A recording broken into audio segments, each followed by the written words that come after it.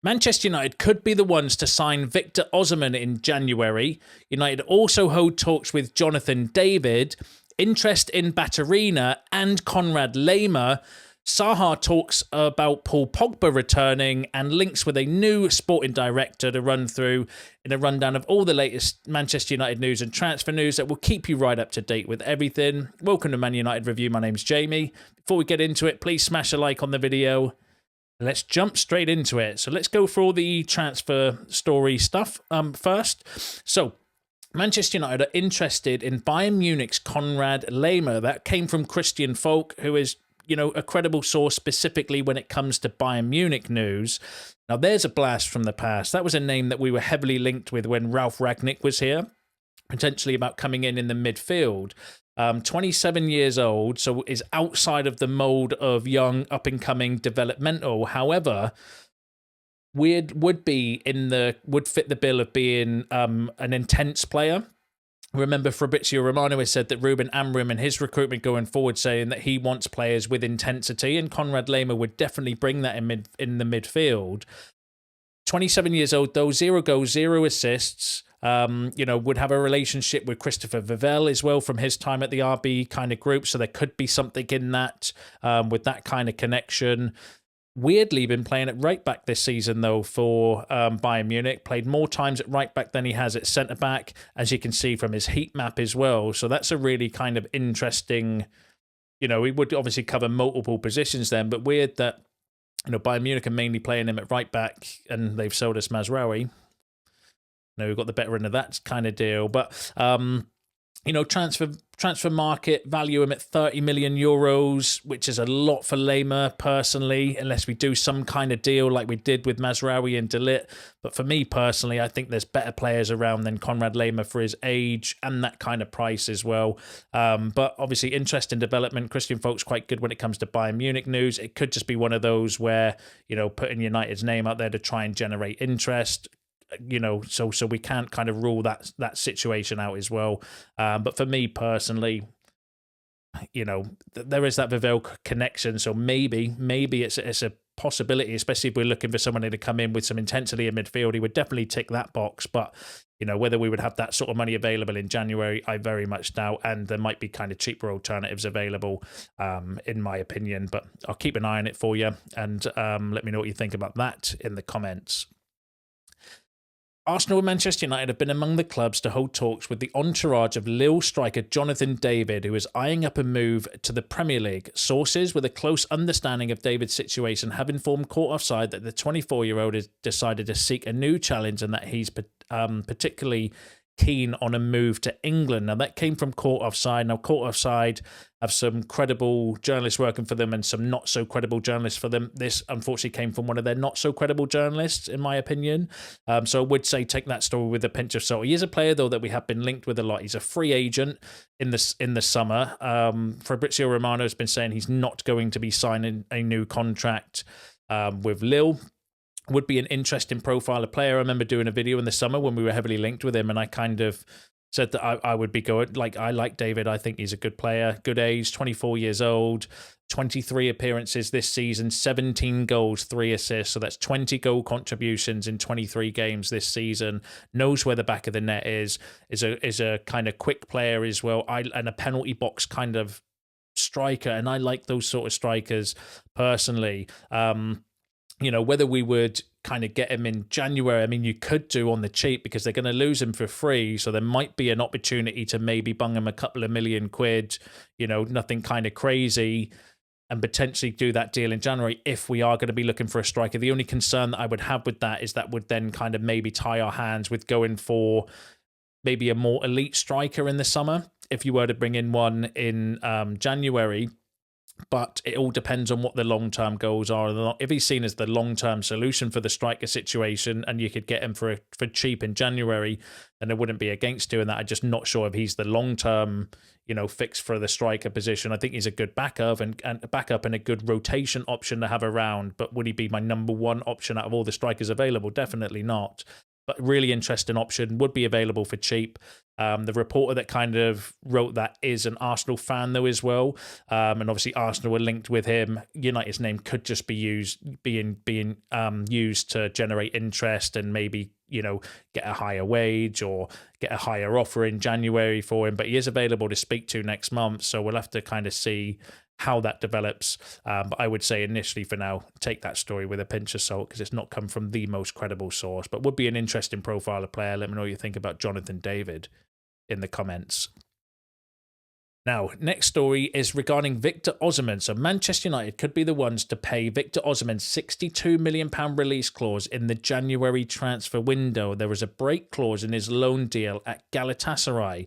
Now, that came from an Italian, like a Napoli outlet from via Sport Witness. Being completely truthful with you, I do not know the credibility of that source.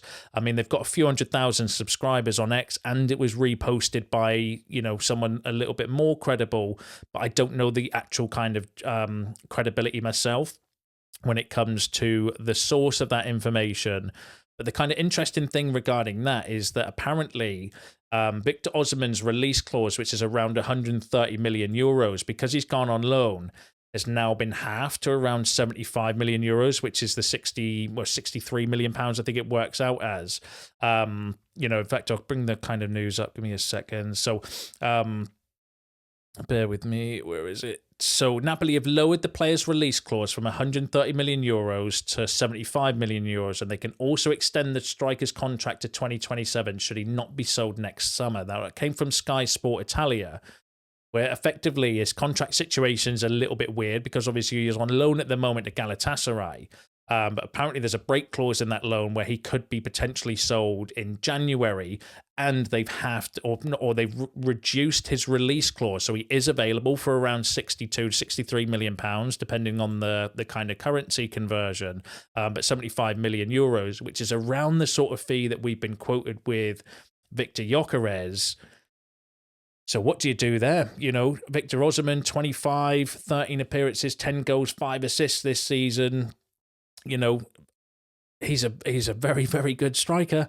That's more of a longer term one. Jonathan David would, in my opinion, be a stopgap or a backup striker. You get Osimhen, then all of a sudden you've got Højlund and Xerxes as your kind of backups because he's commanding to kind of start. He is an elite kind of level striker. Definitely one to kind of keep an eye on. Issue with that story is I don't think we've got £60 million for January. The only way we could do that deal is if we sold somebody to the Saudi Pro League, or if we kind of, went on a madness and sold a Rashford or a Bruno or somebody that actually holds some value, then I could potentially see that making sense potentially for January. But I don't think we've not got that sort of money available for the January transfer window. But, if we could scrape it together, I would definitely kind of do it for that sort of fee. But then where would it leave the Gyökeres one if we're looking at him? But I'm not sure if we are interested in Gyökeres. I think that's a little bit of lazy journalism, linking us with him, putting 2 and 2 together and coming up with, thinking that they've come up with 4 as well. But definitely an interesting option. Let me know what you think in the comments. And that's not the only report to kind of bring it out. So if I go back, Manchester United are sending their senior scouts to Turkey to watch Victor Osimhen ahead of a possible £62 million move. Now, that came from a Turkish outlet, again, posted by credible sources. I don't know the credibility myself. I'm just being upfront and honest with you. But, overall, like I said, I don't think we've got money available for Osimhen in January, not 60 odd million pounds. Do you know what I mean? Like, I think we can maybe do 1 or 2 transfers depending on the fee. If we were to remove Eriksen, for example, which there's a possibility that we might do. He's on about £7 million a season, so you might be able to use some of that money to get like a Naipan or someone like that in, for example. But we've definitely not got £60 million for January, unless we're being lied to about United's kind of financial situation. But I don't think that's the case. But interesting option. I'll keep an eye on it for you. Let me know what you think about Osimhen in the comments. Now, Manchester United are showing interest in signing Dynamo Zagreb attacking midfielder Martin Baturina. PSG have already been working on signing Baturina for around 25 million euros. Again, it came from caught offside, not from their most credible kind of sources. So I would say take that one with a pinch of salt. That one did feel a little bit to me like United's name were being used to potentially increase the kind of transfer fee. But really interesting profile of player. Someone mentioned him in a previous video, actually, when we were talking about signings and stuff, and fair play. Last I heard on it, I think it was from Romano, it was definitely from somebody credible, was saying that he has his heart set on going to the Bundesliga. You know, he's described as the kind of next Luka Modric, that sort of profile of midfielder. If you want to reference, 21 years old, 21 appearances, 2 goals, 7 assists, plays as an attacking midfielder, or can play as like a box-to-box midfielder in that kind of sort of role. Really talented, really good kind of passing and vision. You know, would be definitely an interesting option to bring in. Would maybe be like a Bruno type replacement, although his numbers are not up there with Bruno, but he's a lot younger. You know, wouldn't be against it, wouldn't necessarily break the bank, 25 million euros. But as I mentioned, the reports are kind of linking in with PSG. I think Man City are interested as well. We know they're looking for a midfielder. They've got money to spend in January. We don't. So I think this might be one where we may be, you know, a little bit late to the party regarding that one. But again, like the others, keep my eye on it for you. I would say take that one with a pinch of salt for now, but there's no smoke without fire. I'll keep my eye on it. If anything develops, I'll obviously bring you the latest, so make sure you subscribe for that. But let me know what you think in the comments. Now, let's go through the Pogba update. So, Louis Saha has come out in the Express with some comments regarding Paul Pogba. So, he said, I've heard some rumours that Paul Pogba will be offered the opportunity to come back and train with Manchester United in the new year, and I think that would be a great opportunity for Paul. He needs to get back to his best level as quickly as possible, and training with top players will help him do that. I think he would be thrilled to have the opportunity to go back to the club. Now, I'm just going to say on this, I don't know when these comments came from, because I covered the Paul Pogba story before, linking us with it, and literally as I was uploading the video, Fabrizio Romano came out with a video saying, no, that's not kind of happening, and that he's not heard anything about Pogba coming back to United. So I don't know the date of where these comments were. It wasn't in the report, but I don't know whether Saha is learned something different to what Romano was saying, or whether this was around that sort of time. So again, I would say take them with a pinch of salt for now until anything else develops on them. But Louis Saha also said, I think that Paul Pogba is still a very special player. When you think about midfielders, Pogba has unique qualities. I think the United squad lacks power in the midfield, and we're missing a skillful player that can play box to box. So he would be a good addition because he's a different profile of player to what United have. When I look at Pogba, I think there are many teams in the Premier League who could find signing him as a free agent an attractive proposition. I mean, I don't disagree with what Saha is saying. Like, Pogba's got the perfect profile for what we're missing in the midfield to, you know, come in. It's just we've been down this road before. You know, he's left the club twice as a free transfer, and now he's going to come back with his begging bowl because he's been kicked out of Juventus because of his kind of drug ban. It doesn't fit right with me that, as good as a player as he is, do you know what I mean? And, you know, I was speaking to my brother-in-law about this before, and he made a very valid point, so I'm going to give him credit for that out here. And he was like, well, sometimes when you go through these life events, because he's been through a lot since he left United, not just in terms of injuries, but obviously the whole thing with his brother, and then the kind of ban and stuff, sometimes things like that humble you. So would you get a Paul Pogba that knows the end is near and is a little bit more kind of humbled by his life experiences? There could be that opportunity, but, you know, the reports are Ineos don't want to go down 30-odd euros that are going to be on massive fees and massive wages. So I just don't see this happening personally. But Saha also went on to say, forget about the salary. I'm sure Paul is ready to find a compromise on that, as he wants to play football again after such a long time on the sidelines. When I think about Pogba, there are more positives with signing him than there are negatives, and I think he's a player that should interest United in January. All the top clubs in the Premier League should see signing Paul Pogba on a free transfer an amazing opportunity. Let's see how it is. So Louis Saha kind of, you know, bigging up is probably friends with Paul Pogba. I would kind of suggest going off of that report. Kind of bigging up maybe Pogba coming back to United for training, and then also kind of saying, well, actually, yeah, he thinks he would be a good signing for us as well. Personally, as I mentioned, the reasons why I just explained there, for me, it would be a no. He's left the club twice on a free transfer. He's injury prone. He's had problems, obviously, with off-field problems as well, which might have humbled him, you know, but it's just outside of the drama and everything that follows it. I don't think is worth it personally, but you can agree with that in the comments, or you can disagree. Let me know below what you think about the Pogba situation. Now, obviously, all the noise over the last few days has been regarding the Dan Ashworth situation. Brought you news this morning about potentially Atletico Madrid's sporting director coming in as a possible replacement. But Peter Hall from the iSport has said that if United decide to bring in a new sporting director to replace Dan Ashworth, several sources say PSG's Luis Campos will be top of their list. They would face fierce competition from Arsenal for him. Now, he's been responsible for some really good signings in his career.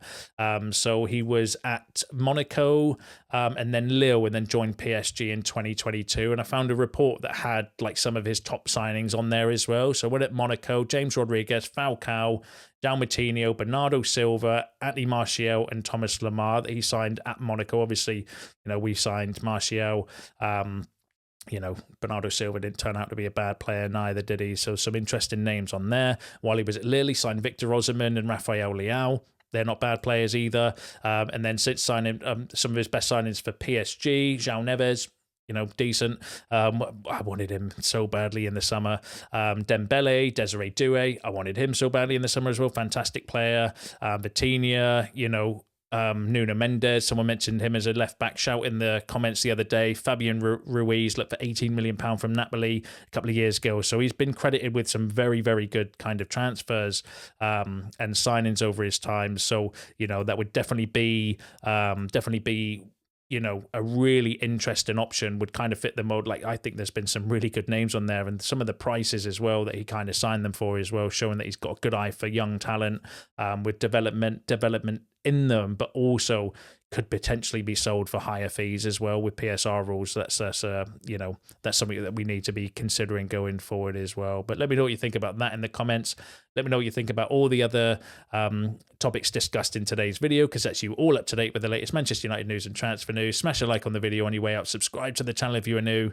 See you in the next one.